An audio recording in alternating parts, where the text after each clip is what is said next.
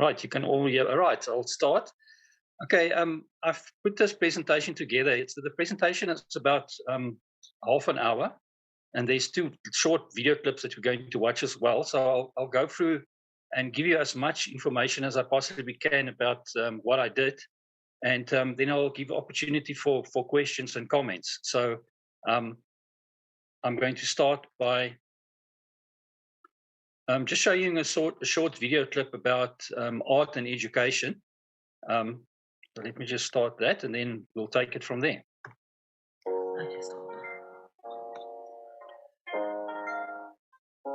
There's a deep desire in us to make pictures.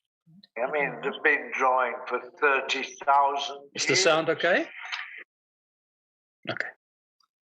I'm so sorry. I'm so sorry.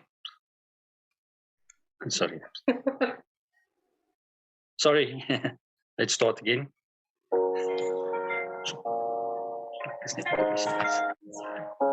There's a deep desire in us to make pictures. I mean, they've been drawing for 30,000 years. The teaching of drawing is teaching people to look. That's what it's doing. It was really when I was at art school that I started to see the relationship between history, philosophy, politics, and art. Prior to that, I thought that art was just making pretty pictures. Actually, art is connected to, life. You can't teach art in the same way you can teach French. French exists whether you do it or not. But when you're doing art, the center of doing art is in yourself. Most of the literate subjects do not ask that of them. So this develops an entirely different realm of skill. Creativity is critical thinking. And without it, how are you going to really open up and ask harder questions?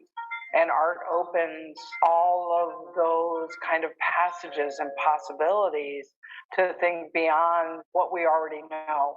In a child's education, that doors need to be open to other universes, other modes of thinking. And art is a non-predescribed, dangerous world full of possibility. And I think it's a vital space for children to have in the formative years of their education. From a top-down level, you don't have innovation if you don't have arts. It's as simple as that. It doesn't matter if you're going to study history or geography or science, you still need to be creative, because the people who are the outliers in those fields are the most creative people. To have art in schools be eroded, which is happening at the moment, is disastrous for Britain, I think, because our best industry is the creative industry. Art and cultural production is at the very center of what makes a society what it is. And for an entire new generation not to know what is the cultural and visual history of ourselves is kind of denying our own identity. Art is a reflection of the society that we are, the kind of mirror that art holds up, the way that art helps define the identity of a nation, that you can trace that back historically. It's deeply embedded in humanity. What art education does to people who are not going to be artists is giving them the opportunity to build certain aspect of themselves that otherwise will be either ignored, undeveloped, or repressed.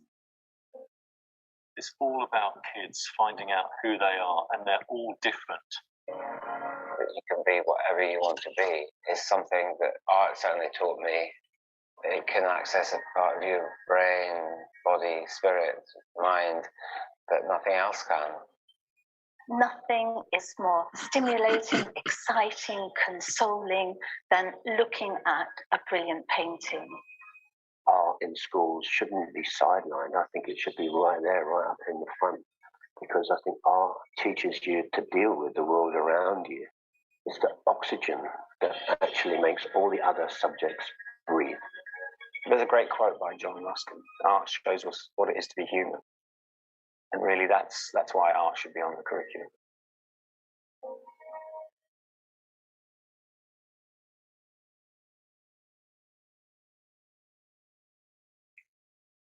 All right, thank you. I think that that video almost says it all. And my favorite part there is when he says, the subject of art is the subject of art makes all other subjects breathe. And that's a quote that I have up in my class when I teach so that the kids can see it constantly. And I'm such a big promoter of art that I tell them that all the other subjects, they shouldn't worry and they must only do art and then everything will be okay. Just as the introduction, I just want to read a poem that sort of summarizes what the video also said now. So I'm just going to read the following poem to you by Victoria Erickson. At the root, making art is about connection with yourself, connection with the others, connection with the earth, connection with the cosmos, connection with flow state, connection with life force, and connection with what it feels like to be fully alive and free in your own skin and heart. This is how we are meant to feel and how we thrive. Keep creating in the face of everything. Just keep creating. And in my research project, this is the poem that I used to start my research project as well. And it was sort of the motivation to keep on going and to add more and more to my project as I continued. Art and the art making process, I believe, is deeply personal. And I just want to quote what I wrote here in my research process project, is that art and the art making process are deeply personal, one of the strongest healing forces that is at every human being's disposal. You were born with it, it is inside you, tap into it, use it, and you will experience transcending moments filled with meaning. Making and viewing art enhances the quality of life, encourages self-expression, and can be spiritual and life-changing experience. The role of the teacher in art, I want to quote Julia Cameron here, who was the author of The Artist Way. It's like a self-help book for artists to do art projects and go on artist date, but it's also to transcend yourself as a person, to make contact with that spiritual side. And she said, as a teacher, I often sense the presence of something transcendent, a spiritual electricity, if you will, and have come to rely on it in transcending my own limitations. I take the phrase inspired teacher to be quite literal, to be quite a literal compliment. A high hand and just my own engages us. And as a lifelong educator, I fully agree with this point. And I believe that my students struggle at school, and the personal challenges interfere with their ability to focus on learning, and more so during this disrupting pandemic. And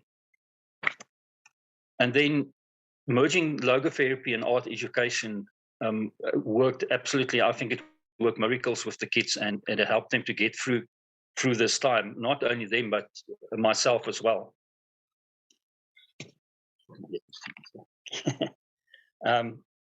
So by merging the disciplines of logotherapy and art education, an observant, sensitive teacher can guide students to live mindfully and find meaning through reflecting on their own experiences through the art-making process. Logotherapy and art have the potential to begin a process of major life change for students who are secretly in distress, because as we know, teenagers, they're not prone to just come and talk to you out of their own free will. You sort of have to pull everything out of them to get an answer from them. And I found that the art making process, where they can just sit and reflect and be on their own and go through that process, at the end, they make the conclusion. And some of them are willing to talk about it. Some of them are willing to write it down.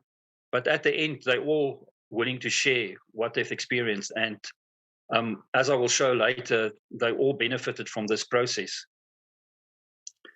The role of art during the pandemic, I've used this example many times when I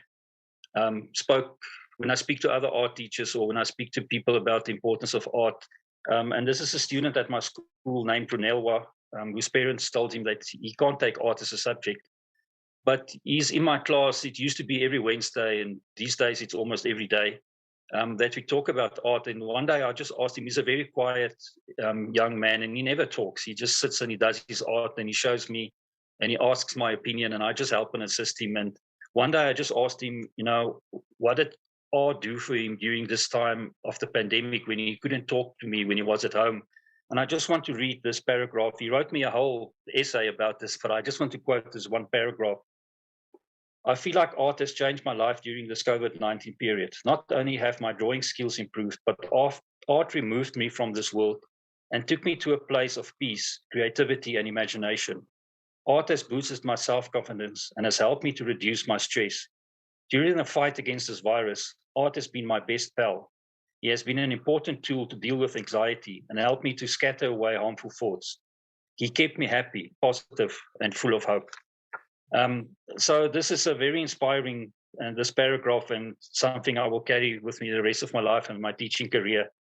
And the essays that my other students wrote, they wrote after a whole process that they went through. But Ronelwa just wrote this just out of honesty and what art meant to him. And this opened my eyes as well. I realized art played an important role in people's lives and my students, but I didn't realize the influence that I had on them and that I can have on them if I put my mind to it and be more sensitive to their needs. Spiritual growth and transcendence. Spiritual growth and transcendence is very similar to the art making process. It is important to understand that the process of making art is the most crucial objective during the art. We tend to focus on, in the world we live in, we just want to complete everything. We want to get to the final stage of everything. And the same goes for my students. But a subject like art, you can't focus on the end product because that's not the important part. The process is far more important than anything else. And the surrealist artists participated in something called automatism, automatic drawing, which is all about the process to open up their minds to creativity. And I'll talk about that a bit later, because all my art sessions that I present is based on creative doors and opening the mind to creativity. So this process and this spiritual growth of transcendence can only take place if you go through the process and be present every moment and not focus on the end product. The end product will be fantastic if you focus on the process. My hypothesis for this research project was, when everything that gave you a sense of meaning is stripped away from you, can the art making process help you find meaning again?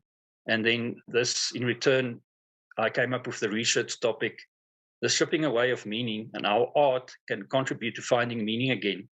And as Daria rightly said, COVID-19 is just one way that meaning can be stripped away from young people. So in South Africa, the way that the government are treating our students, our schools, the lack of responsibility, they take absolutely no responsibility for what is happening in our schools, our government schools. And so this doesn't not only pertain to COVID-19, but to any crisis situation. And when Taria mentioned that, I realized the potential of art and how it can reach teenagers, adults, anyone that's in a crisis situation, and how this art making process can actually help them to heal and to find a better future. My research background was based on the basic tenets of logotherapy, the freedom of will, the will to meaning, and then the meaning of life. And Frankl points out that meaning can be found in three particular ways. The first one is creative values, and I just want to get to my part in the notes, which was the one that I really focused on, being an artist and an art teacher. Creative values we experience through what we contribute to life. Any creative contribution that we make allows us to feel meaningfully part of life. We have a task, a mandate, or a goal in life, and therefore feel fulfilled as human beings when work is creative expression of responsibility. For example, we find meaning in our work, and this I actually took from Daria's book. This creative values, the quote that I've read to you just now. And then the second one is experiential values, and then attitudinal values. And I must say, during this time, your attitudinal values, experiential values And when you focus on the suffering of someone else, and this is surely what happened during this time when my wife lost a job almost instantaneously, and my focus immediately shifted to what she was going through and how to understand what she was going through. And I will talk a bit about that a bit later on, but that was sort of my inspiration for actually continuing with my studies. And I was so glad to find that the Viktor Frankl Institute of South Africa went online, and I was able to actually complete my final year.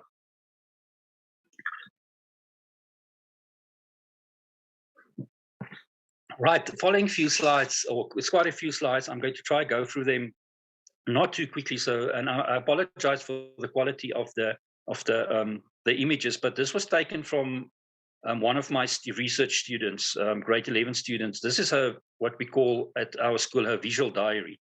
So everything, their theme was living with COVID-19. So this is the process that the students had to follow to create a drawing. And then from the drawing, they had to create an artwork that deals with COVID-19. So going through this process took them 4 months.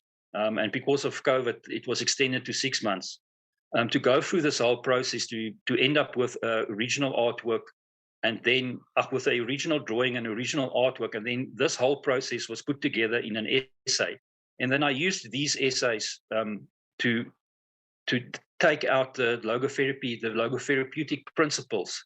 And I will show you at the end how successful this was and how many of these principles were present in the students' work. So this is her front cover.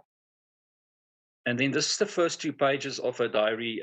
This is the student here, it's a photograph of her page and her family. And they had to answer 7 questions that I set for them just to get them into the, steer them into the right direction. So their thinking and their brainstorming, so that they focus on COVID-19 and to focus on themselves and what COVID-19 and what, at this stage, it was really in the beginning, and we were all very stressed about what was going. I was taken out of my classroom and I was starting to teach online. So this process finally only carried on once we got back to school.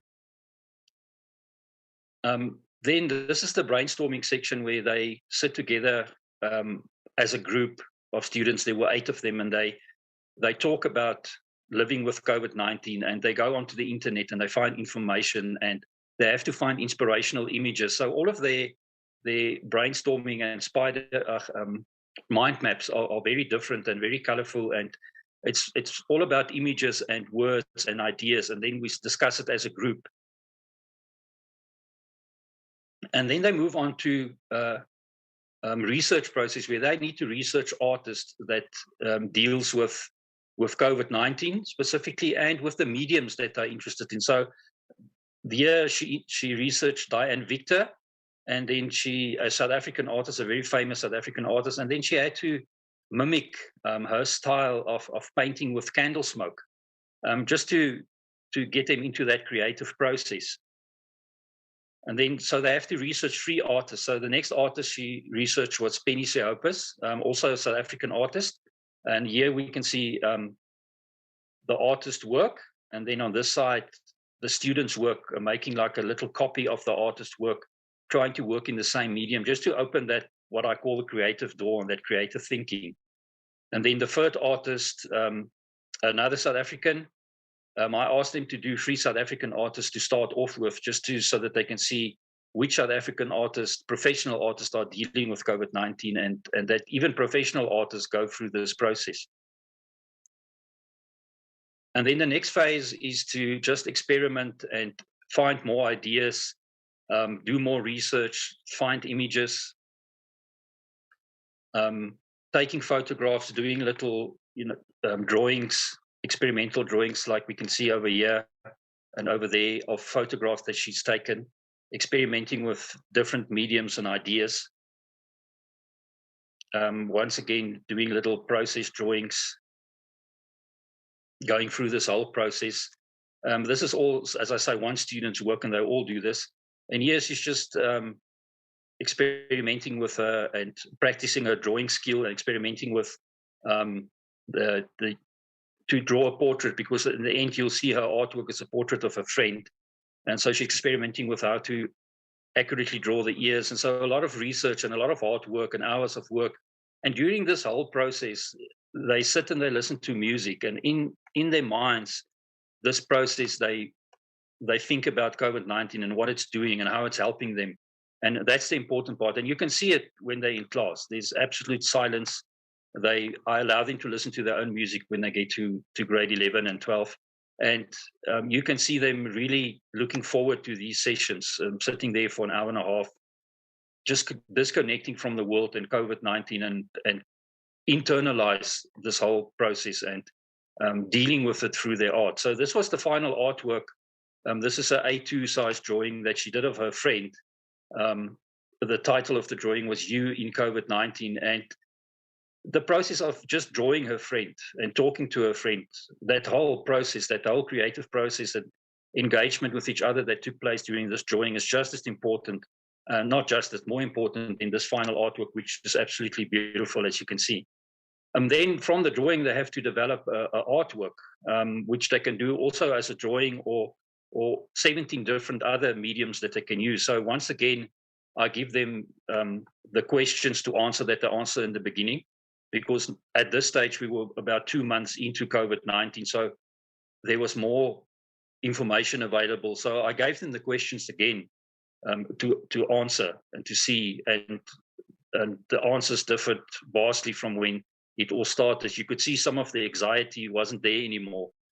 They were knowing what was going on, what they needed to do to stay on the right course, to keep their minds healthy through this, and to know that it will end, but that they shouldn't focus on that end product. They should just stick to the process, and everything will be fine. So she ended up making a sculpture. So this is the process to getting to the sculpture. Once again, here's the questions that they answered again. She answered again. They all had to answer the questions again, take more photographs, get more information. Once again, research international artists, this time research the artist, and then doing a little media exercise, just like with the drawing. And here you can see the artist that she's researched, dealing with hands and anatomy and sculpting. And then once again, experimenting with mediums. So this is still research on artists that she did and COVID-19.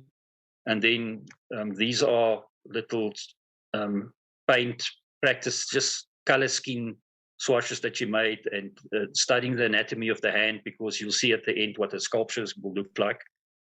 And so going through this whole process, drawing hands, actually, once again, her friend looking at the hands and the drawing process, and then ending up with this artwork, which is a final artwork, which is titled Stronger Together. So she, in the next photo, you can see it's cast in clay, and the fingers don't touch. They are about to touch, but they don't, because we're not allowed to anymore. So her whole artwork was, and this is her own hands that she cast. She made a cast and she casted it in clay, and she painted it very accurately.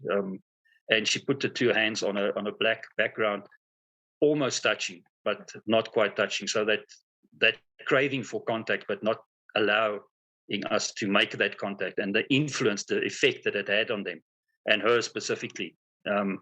So amazing artwork and an amazing process. And then after this, they write a 1,200 word essay to put all of this together, their feelings, the artists they've researched, how they've grown as a person.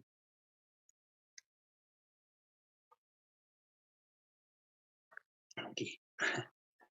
Right, now I just want to go through a few more notes of my research project before I get to the final stage of explaining the essays and how this changed my students' life and how art can change your life. The first one I want to look at was art in COVID-19.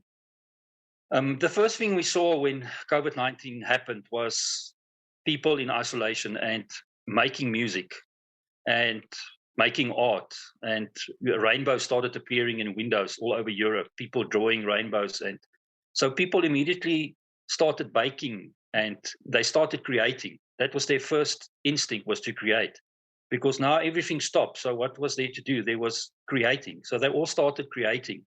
And what was interesting about this creative process, at the end of the First World War, that is where art therapy started. And art therapists at that stage used drawing, automatic drawing. Automatism is a style of drawing where you close your eyes and you listen to music and you make marks on the paper, and then you open your eyes and you look at what you've created and you just add paint and pastels and whatever you like. And they use that as therapy for the soldiers that survived World War I. And then after World War II, this method was used more and more, and still today, automatic drawing.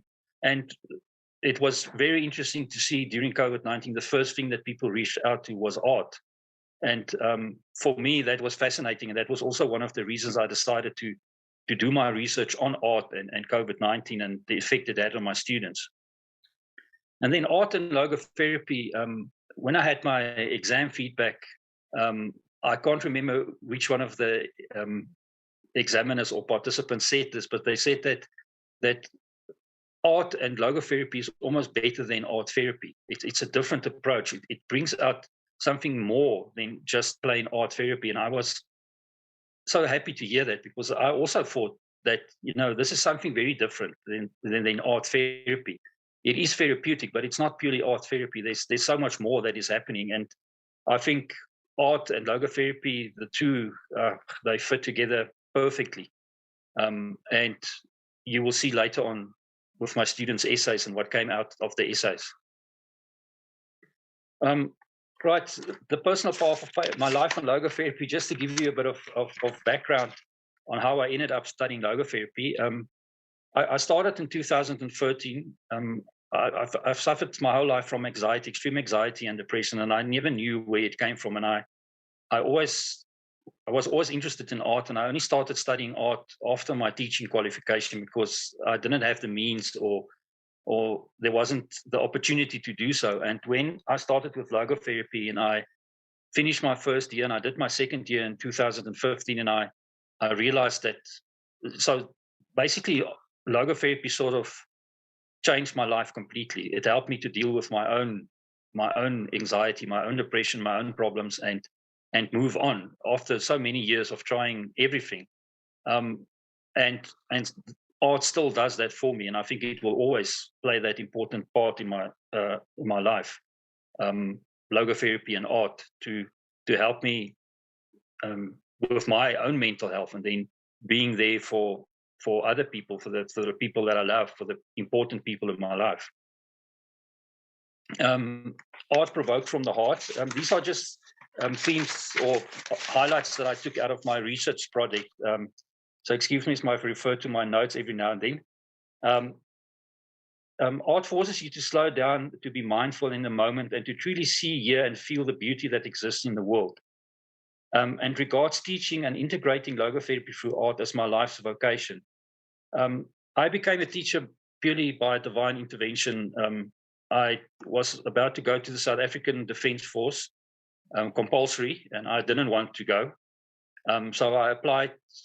I went for an interview for a bursary to study teaching, and in my wildest dreams, I never thought I would get the bursary, because I was quite an anxious, shy, and quiet young adult then. And to my surprise, I got the bursary, and I finished my studies. It wasn't an easy path to follow, but eventually I did. And since teaching led me to studying art and to teaching art, I truly believe that God put me on this path. And as I say, so purely by divine intervention, that I became a teacher, and that opened up a whole new world to me. Art absolutely opened up a whole new world. Rescued through finding meaning. I just want to quote here from Frankl again, and this is a quote that was also very important to me during my second year, my advanced year. This is the quote that I used as my motivation for doing the research. However, not only love and moral conscience are rooted in the emotional and intuitive, non-rational depths of the spiritual unconscious, but also what I would call the artistic conscience. So when I realized that Viktor Frankl said this, and that that just opened up my mind, and there was no going back from there. To see him talking about art and music and how important that is and how you can find meaning through that. And that truly happened for me in my life. It's still happening. The provocation of personal crisis situation. I want to get back to the example of my wife. And as I said, my wife was my inspiration for doing this whole project and for going back. When COVID-19 started, my wife is a choir director. She lost all her work immediately, obviously, because of not being able to. And she responded in quite an interesting way. She started painting on little tea bags. And she actually managed to use art without my encouragement. She just decided that she wanted to do it. And as I say, that was the final push that I received was from her, to see her way of reacting, not giving up. And the sad part for her was not losing her job, but losing this gift of music that she gave to her students. And then her reaction to that was painting. And she had this idea of doing these little paintings on tea bags. And she actually sold quite a few of them and gave quite a few of them away as presents and gifts for other people. So that was really inspirational. And you'll see that the slideshow, there's a little bird in the corner. I will explain to you now where that comes from when I show you a slide later on. Then I just want to talk about artistic intuitive perception of meaning drawn from the spiritual unconscious. And here I just want to refer to a few artists, professional artists or artists that I think we all know. So I just want to read a quote by each one of these artists, what they said about when they were busy with the art making process. And I've only used these 4 artists because they're artists that I really admire, and that is very important to me, especially for the art making process. But you will find almost every single well-known artist will agree with that. There's a spiritual force that drives them when they're busy with art, that it does not come from them, it comes from somewhere else, and they cannot explain from where. There's definitely a higher hand that guides them. So the first artist is Salvador Dali, which was a surrealist artist, and I'm just going to read a quote by him. I am perfectly aware that my enemies, my friends, and the public generally protest that they do not understand the meaning of the emerging images that I transform into my paintings. And yet, how are they supposed to understand me, since even myself, the creator, do not understand them? The fact that I myself, in the act of painting, do not understand the meaning of my painting does not mean that they have no meaning. On the contrary, their meaning is so inscrutable, so complex, so coherent, and so involuntary that it's beyond the simple analysis of logic thought. Then the second artist, Kandinsky, wrote the following. If you let your eyes stray over a palette of color, you'll experience 2 things. A purely physical effect, namely the eye itself is enchanted by the beauty, satisfaction, and delight, physical sensations, limited in duration, superficial, but to a more sensitive soul, the effect of colors is deeper and intensely moving. The second result of looking at color, their psychological effect, a correspondent spiritual vibration, and it is only as a step towards this that the physical impression is of importance. It is evident, therefore, that color harmony must rest ultimately on purposive playing upon the human soul. This is one of the guiding principles of eternal necessity. And then my personal favorite, Van Gogh. And we were fortunate enough to go to the Van Gogh Museum in 2016, and you could really feel a spiritual presence when you stand in front of his self-portraits and almost read his mind, what was going, because he painted quite a lot of self-portraits because that was the only model he had to draw from. And I believe he also did that for spiritual well-being. And then just to read one quote by Van Gogh, one gets the feeling of being present at a rebirth, total but benevolent. Of all the things one should have believed in, should have wished for, a strange and happy meeting of very distant antiquities in a crude modernity. A few days later, he confided to his mother that painting was not just the process of manufacturing images, representing things we see. It is a creation, the building of a world, a poetic and spiritual adventure. And then the last artist I included, Bill Viola. He's quite a modern artist. When I say modern, 1970s, just to show you that, and you can go look at any contemporary artists, they all have this guiding hand that helps them with their creativity. And Bill Viola says the following: I guess the connection ultimately has to do with an acknowledgement for awareness or recognition that there is something above, beyond, below, beneath what's in front of our eyes, what our daily life is focused on.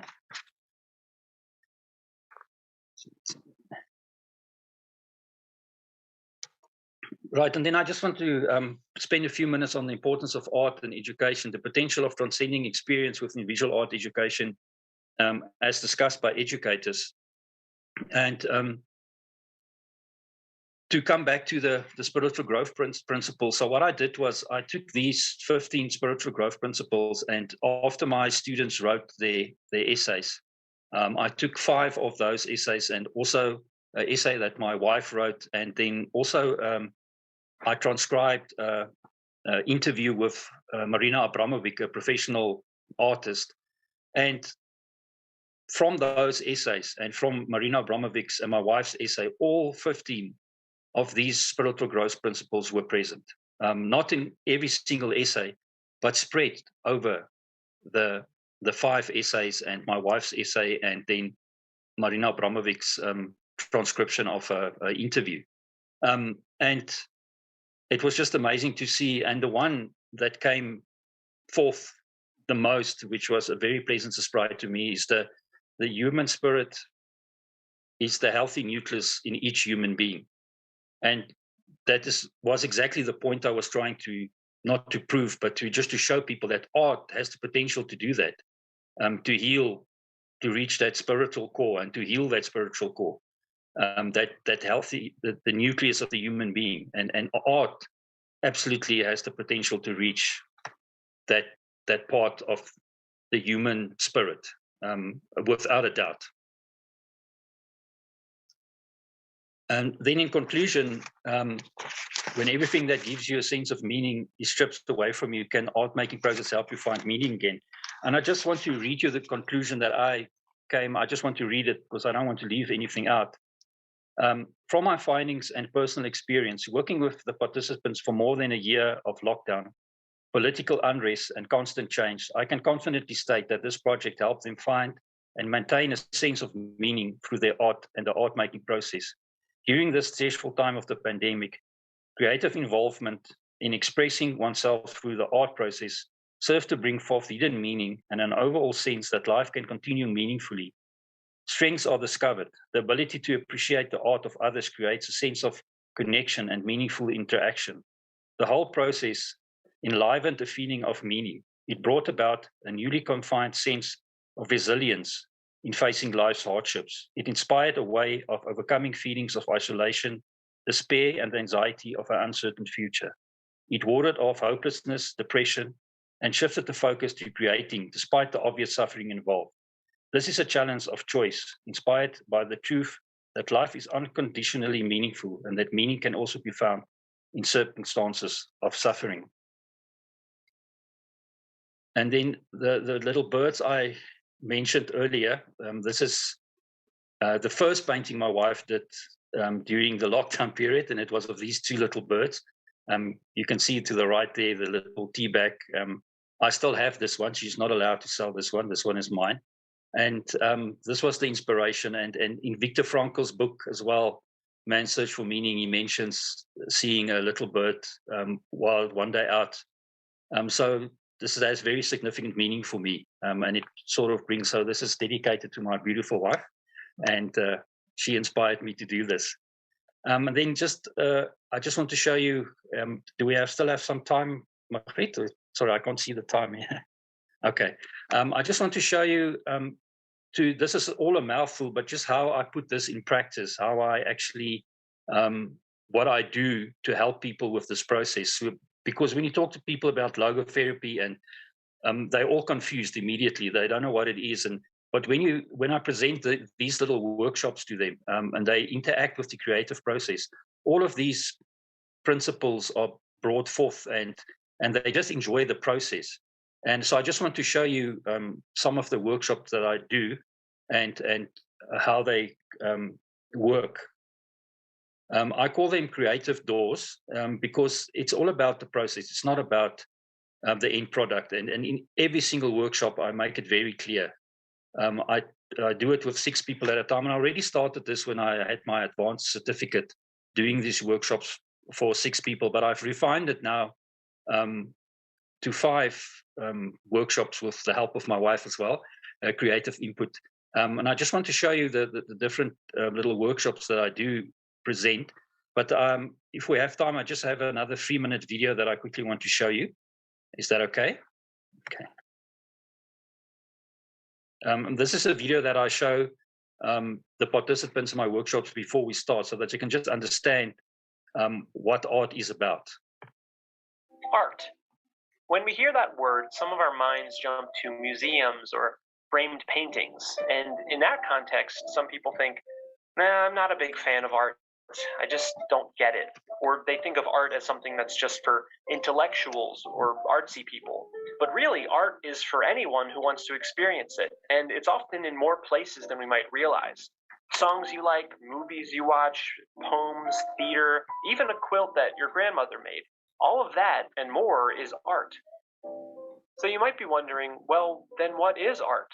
How do I define it? Well, that's tough. Art's been around for thousands of years, and through the ages, it's evolved in a number of different ways. And the reasons for creating it vary from person to person, depending on any number of factors. So defining art is pretty tricky, and it's something that's been debated throughout history. There just isn't one agreed upon definition. However, many believe that art is anything that stirs emotion in you. Now, the emotions that get stirred up depend entirely on your own history, your story, everything that comes together to make up who you are. And because of this, 3 different people can experience the same piece of art and have wildly different reactions to it. One person might think it's the most beautiful thing they've ever seen, the second person might hate it, and the third might not feel much of anything at all. And none of them would be wrong. Everyone's entitled to their own preferences and feelings when it comes to art. You know, the way you feel about your favorite song could be the same way that someone else feels about their favorite sculpture. And even though you might not like that sculpture, it can be valuable to consider why that person enjoys it so much.